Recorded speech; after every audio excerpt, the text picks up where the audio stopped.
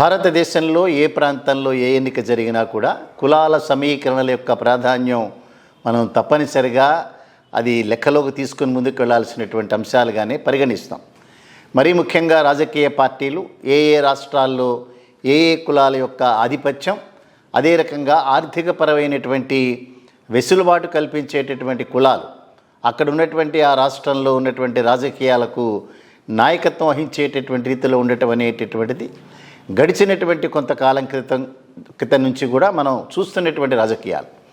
మరీ ముఖ్యంగా ఆంధ్రప్రదేశ్ రాష్ట్రంలో కనుక మనం చూస్తే ఈ కులాల సమీకరణాలు అనేటటువంటివి కొద్దిగా ఎక్కువగానే గడిచినటువంటి 10 సంవత్సరాల కాలంలో జరుగుతున్నటువంటి సందర్భంలో ఈ కులాల సమీకరణల ప్రాతిపదికగా మాత్రమే అసెంబ్లీ పార్లమెంటు నియోజకవర్గాల యొక్క అభ్యర్థులను కూడా సెలెక్ట్ చేయటం అనేటటువంటిది మనం గడిచిన కాలంలో చూస్తూ ఉన్నటువంటి వ్యవహారం. మరీ ముఖ్యంగా ఈ మధ్యకాలంలో ఎస్పెషల్లీ 2024 ఎన్నికల్లో కనుక వస్తే మాట్లాడుకోవడానికి కొంతగా మనకి అభ్యంతరం అనిపించినా కూడా 3 కులాల యొక్క ఆధిపత్యం, 2 కులాల యొక్క ఆధిపత్యం ఆల్రెడీ కంటిన్యూ అవుతోంది. 3వ కులం కూడా రాజకీయ పరంగా ఆధిపత్యం చెలాయించాలనేటటువంటి అంశంతో పవన్ కళ్యాణ్ ఎంట్రీలోకి రావటం, పవన్ కళ్యాణ్ వెనకాల అనేక మంది ఆ కులానికి సంబంధించిన రాజకీయ నాయకులు, అదే రకంగా ప్రముఖమైనటువంటి వ్యక్తులు కూడా ఆ కులంతో సమీకరణ అవటం అనేటటువంటిది మనం చూస్తున్నటువంటి వ్యవహారం.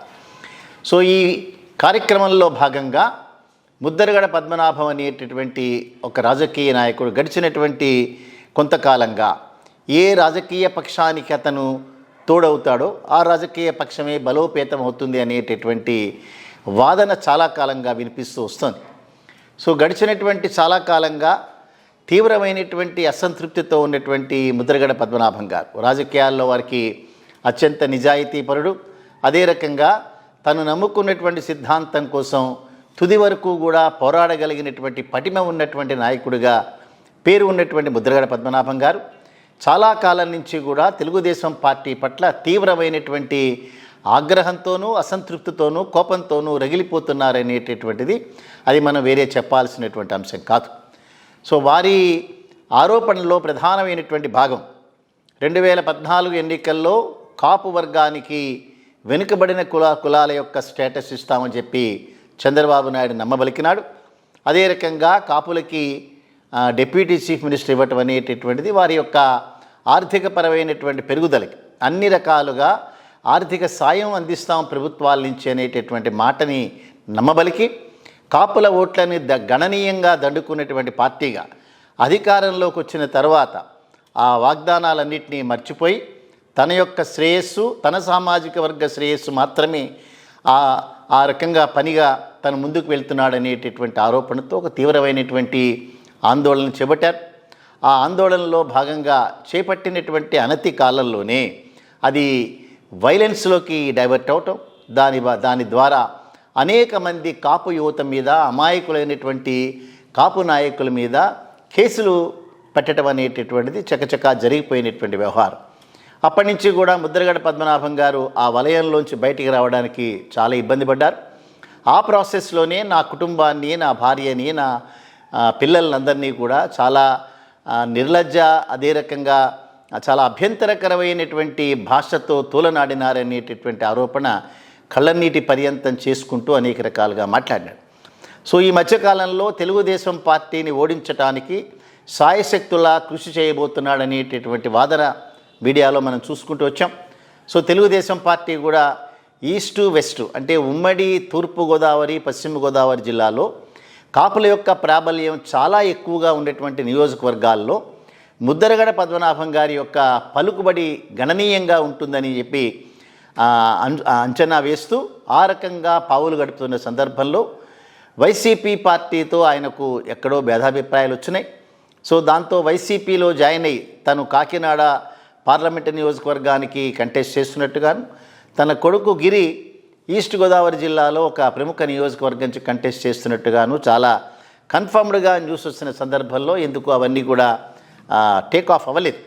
ఆ సందర్భంలో వారింటికి తెలుగుదేశం పార్టీకి సంబంధించిన జ్యోతుల్ నెహ్రూ కానీ, అదే రకంగా జనసేన పార్టీకి సంబంధించినటువంటి అంతగా పేరు లేకపోయినా కూడా కాపు వర్గాల్లో కొద్దిగా పలుకుబడి ఉన్న నాయకులందరూ వారి దగ్గరికి వెళ్ళటం, చివరికి వారు జనసేన పార్టీలో జాయిన్ అవుతూ తద్వారా కాపు వర్గ ప్రాబల్యాన్ని పెంచుకునేటటువంటి ప్రాసెస్లో ఉన్నారని వార్తలు వచ్చాయి. ఒకానొక సందర్భంలో అయితే పవన్ కళ్యాణ్ గారు స్వయాన ముద్రగడ పద్మనాభం గారి ఇంటికి వెళ్ళి వారిని జనసేన పార్టీలోకి ఆహ్వానిస్తున్నట్టు, వారు కూడా వారి ఆహ్వానాన్ని మన్నిస్తున్నట్టు అనేక తెలుగుదేశానికి సంబంధించిన మీడియా అంతా కూడా దాన్ని కోడే కూసింది. సో చాలా ఆనందపడ్డారు వారు. అదే రకంగా తెలుగుదేశం పార్టీ కూడా ఇక కాపుల యొక్క ఓట్లన్నీ కూడా మనకే గంపగుత్తగా ట్రాన్స్ఫర్ అవుతున్నాయి. అంచేత మళ్ళీ తిరిగి 2024 నుంచి 2029 మధ్యలో చంద్రబాబు నాయుడు గారి నాయకత్వంలో మాత్రమే ప్రభుత్వం ఏర్పడబోతోంది అనేటటువంటిది కన్ఫర్మ్గా వచ్చేసారు. అందుకే ఇవాళ అనేక సందర్భాల్లో చంద్రబాబు నాయుడు గారు మేము ఆల్రెడీ వచ్చినట్టే, ప్రమాణ స్వీకారం ఎప్పుడు చేయాలో మాత్రమే నిర్ణయించాలి, అదే రకంగా మంత్రి పదవులు ఆల్రెడీ ఎలకేట్ చేసుకున్నాం అనేటటువంటి మాటలు మాట్లాడుతున్నారు. పవన్ కళ్యాణ్ కానీ లేదా చంద్రబాబు నాయుడు కానీ రోజులు కూడా లెక్క పెట్టుకుంటున్నారు. జగన్మోహన్ రెడ్డి గారు ఇంకా 75 రోజులే, 76 రోజులు అనేటటువంటి మాటకు ఈ ప్రాసెస్లో ఈ బలాన్ని చేకూర్చేటటువంటి ముద్రగడ పద్మనాభం గారు ఎక్కడున్నారనేటటువంటిదే ప్రధానమైనటువంటి అంశంగా ఉంది. దీనిలోనే చాలా తెలివిగా పావులు కదపగలిగినటువంటి భారతీయ జనతా పార్టీ అనేటటువంటి ఒక ప్రముఖమైనటువంటి జాతీయ పార్టీ పరిస్థితుల్ని చాలా జాగ్రత్తగా గమనిస్తూ వారి యొక్క వల విసరటం అనేటటువంటిది మనం చూసాం. అర్జెంటుగా ఢిల్లీకి రమ్మని పవన్ కళ్యాణ్కి పిలుపొచ్చింది. సో పవన్ కళ్యాణ్తో పాటుగా ముద్రగడ పద్మనాభంతో కూడా రహస్యంగా అనేక సార్లు బీజేపీ నాయకత్వం చర్చించినట్లుగా మన దగ్గరికి సమాచారం వచ్చింది.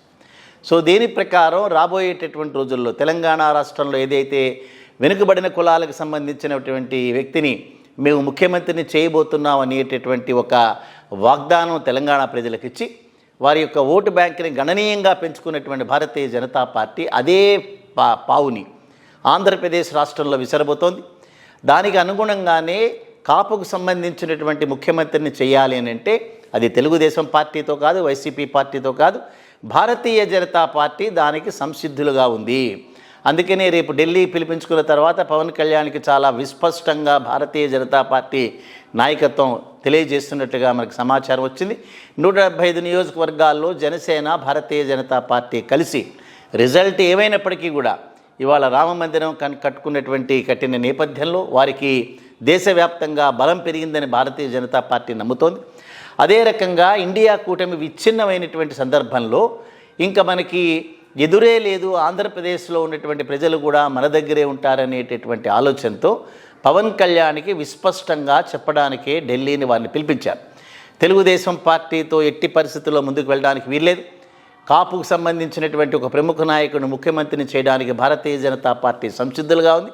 అంచేత మనంతట మనమే 175 నియోజకవర్గాల్లో కూడా కంటెస్ట్ చేయాలనేటటువంటి మాట వారికి చెప్పబోతున్నట్లుగా సమాచారం. అందుకే ఇప్పుడు ముద్రగడ పద్మనాభం గారు భారతీయ జనతా పార్టీతోనే సేల్ అవుతున్నారు అనేటటువంటి ఒక వాదన చాలా బలంగా బలపడుతున్నటువంటి నేపథ్యంలో తెలుగుదేశం పార్టీ మీద తనకున్నటువంటి ఆ కక్షని, అదే రకంగా ఒక రివెంజ్ తీసుకోవాలనేటటువంటి నేపథ్యంలో వారికి మిగిలినటువంటి ఏకైక ఆప్షన్ ఏదైతే ఉందో అది భారతీయ జనతా పార్టీలో జాయిన్ అవటం. అదే రకంగా తన క్యాడర్ని ఇంతవరకు కూడా తెలుగుదేశం పార్టీ పట్ల వ్యతిరేకతని పెంచుతూ వచ్చిన సందర్భంలో ఒకవేళ కనుక జనసేన పార్టీ తెలుగుదేశం పార్టీతోనే వెళ్తున్న ఆ నేపథ్యంలో జనసేనలో కనుక జాయిన్ అవుతే తప్పుడు సంకేతాలు వెళ్తాయనే ఉద్దేశంతో ఈ అంది వచ్చినటువంటి అవకాశాన్ని వినియోగించుకోవడానికి ముద్రగడ పద్మనాభం గారు సిద్ధంగా ఉన్నారా? అదే రకంగా భారతీయ జనతా పార్టీ వేసేటటువంటి ఉచ్చులో పవన్ కళ్యాణ్ కారణాలు ఏవైనప్పటికీ కూడా ఎన్డీఏలో భాగస్వామిగానే ఉన్నాను అని పదే పదే చెప్పుకునేటటువంటి వ్యక్తి వారిచ్చేటటువంటి అనేక రకాలైనటువంటి ఆ ల్యూరింగ్ యాక్టివిటీస్ ఏమున్నాయో దానిలో ట్రాప్ అవ్వబోతున్నారు అనేటటువంటి వాదనలే గట్టిగా వినిపిస్తున్నాయి. దానికి తార్కాణంగా మొన్ననే నాగబాబు గారు ఇచ్చినటువంటి ట్వీట్లో వారు స్పష్టంగా మాట్లాడుతూ న్యూటన్ సిద్ధాంతాన్ని ఉటంకించినారు. ప్రతి చర్యకి ప్రతిచర్య ఉంటుంది అనేటటువంటిది, భవిష్యత్తులో ఇటువంటి ప్రతిచర్యలు ఇంకా ఉండబోతున్నాయనేటటువంటి మర్మగర్భమైనటువంటి ఒక సంకేతాన్ని ఇచ్చినట్లుగానే మనం ఆలోచించాలి. చూద్దాం, ఒక 2-3 రోజుల్లో భారతీయ జనతా పార్టీ ఏదైతే పవన్ కళ్యాణ్ని, ముద్రగడ పద్మనాభం లాంటి తదితర కాపు నాయకులందరినీ పిలిపించి వారు ఏదైతే వారికి ఎష్యూరెన్స్ ఇవ్వబోతున్నారో దాని ప్రకారం కాపు నాయకులందరూ చాలా విజృంభించి ముందుకు వెళ్ళబోయేటటువంటి అంశం మిగిలింది ఆంధ్రప్రదేశ్లో అనేటటువంటిదే మనకు వచ్చినటువంటి సమాచారం. చూద్దాం జరగబోయేటటువంటి సంగతుల్ని మనం కూడా చాలా జాగ్రత్తగా పరిశీలిద్దాం.